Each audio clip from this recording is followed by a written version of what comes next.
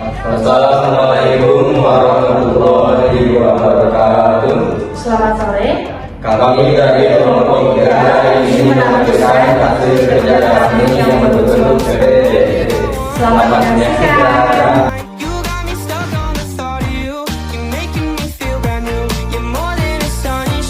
Perkenalkan, nama saya Septi Paulina dengan NIM 2315214. Perkenalkan, nama saya Dani Permana, NIM saya 231520007. Perkenalkan, nama saya Pak Haidar Aziz, NIM 2315211. Perkenalkan, nama saya Aridi Thomas Menjuntak, NIM saya 2315-2009. Perkenalkan, nama saya Bayu Aswad, NIM 2315-2002. Latar belakang yang pertama ada ejaan yang disempurnakan atau EYD. Kata ejaan berbeda dari mengeja. Mengeja adalah kegiatan melafalkan huruf, suku kata atau kata. Sedangkan ejaan adalah suatu sistem aturan yang lebih luas dari sekedar masalah pelafalan. Ejaan mengatur keseluruhan cara menulis bahasa dengan menuliskan huruf, kata, dan tanda baca sebagai sarananya. Ejaan merupakan kaidah yang harus dipatuhi oleh pemakai bahasa demi keteraturan dan keseragaman bentuk, terutama dalam bahasa tulis. Selanjutnya ada brosur. Brosur merupakan salah satu media promosi yang berupa selembar kertas yang berisi informasi lengkap tentang perusahaan serta produk dan jasa dari perusahaan tersebut.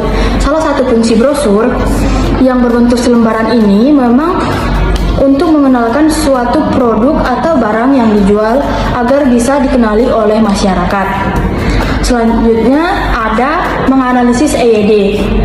Alasan menganalisis EYD. Menganalisis EYD pada brosur sangat penting karena EYD dianggap dapat menjaga tulisan menjadi lebih mudah dipahami dengan baik. Tidak hanya dapat menjaga tulisan agar lebih mudah dipahami, EYD juga membuat landasan pemilihan kosakata dalam tata bahasa, istilah, dan ejaan menjadi lebih baku. EYD dapat membantu pembaca dalam memahami sebuah informasi.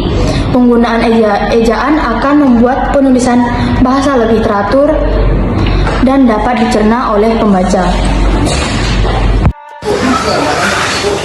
Rumusan masalah yang pertama ada bagaimanakah penggunaan huruf pada brosur infeksi menular seksual atau IMS.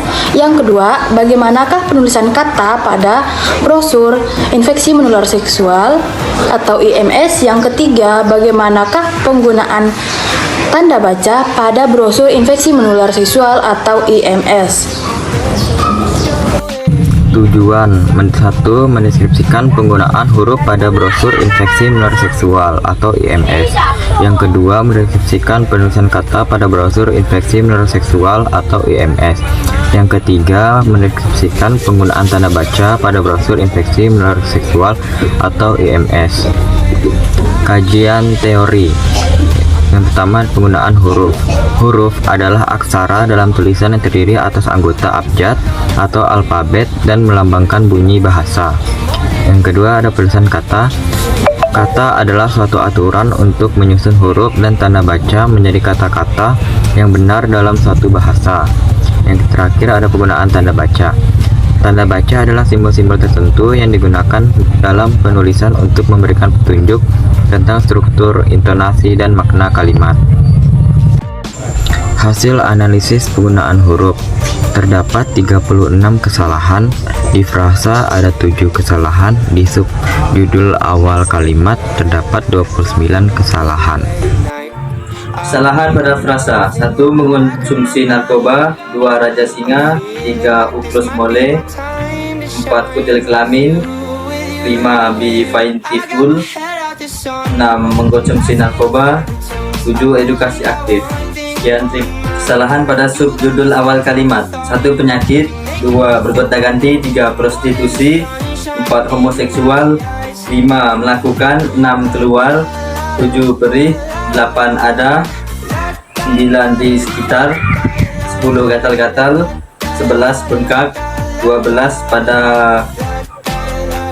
13 umumnya, 14 gonore, 15 sifilis, 16 sakit-sakitan, 17 mandul, 18 keguguran, 19 merusak, 20 di sekitar, 21 absen, 22 tidak, 23 kondom, 24 cegah, 25 drungs, 26 tidak, 27 jangan, 26 gunakan, 29 setia.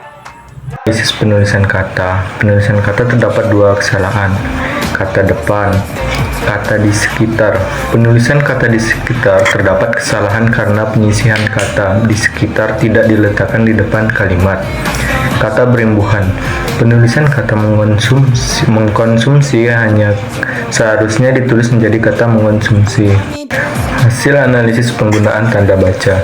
Penggunaan tanda baca ada 10 kesalahan, tanda tanya ada 6 kesalahan, tanda titik ada 4 kesalahan. Hasil kesalahan pada tanda tanya.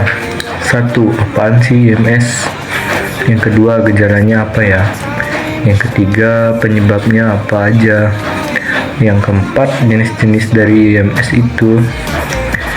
5. Bagaimana penyebab pencegahannya? 6. Bahaya apa saja yang terjadi jika terkena IMS? Kan kesalahan pada tanda titik. Yang pertama, keluar cairan dari kemaluan atau dubur yang berbeda. 2. Ada luka di sekitar kemaluan atau sekitar mulut. 3. Di sekitar kemaluan tumbuh seperti jenggir ayam atau kutil. Yang keempat, umumnya merasa tidak enak badan atau demam.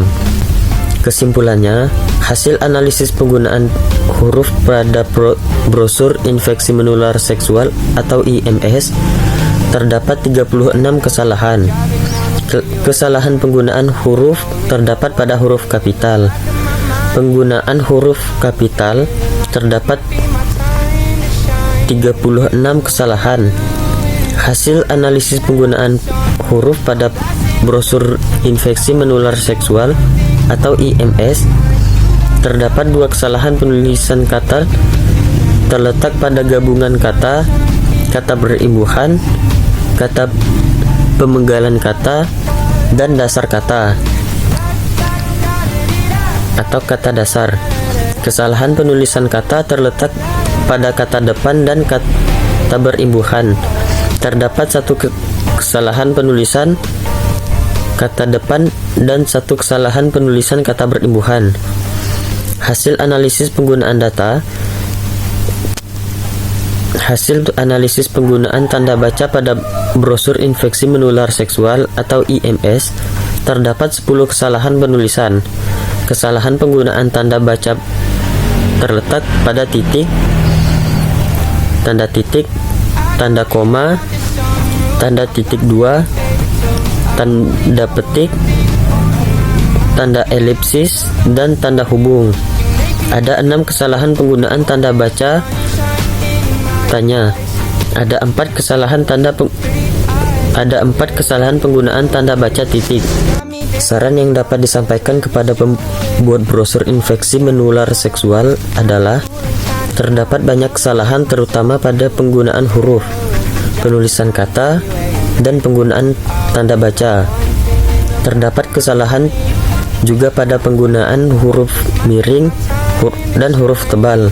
Jika semuanya sesuai dengan EYD, sehingga pembaca dengan mudah dipahami.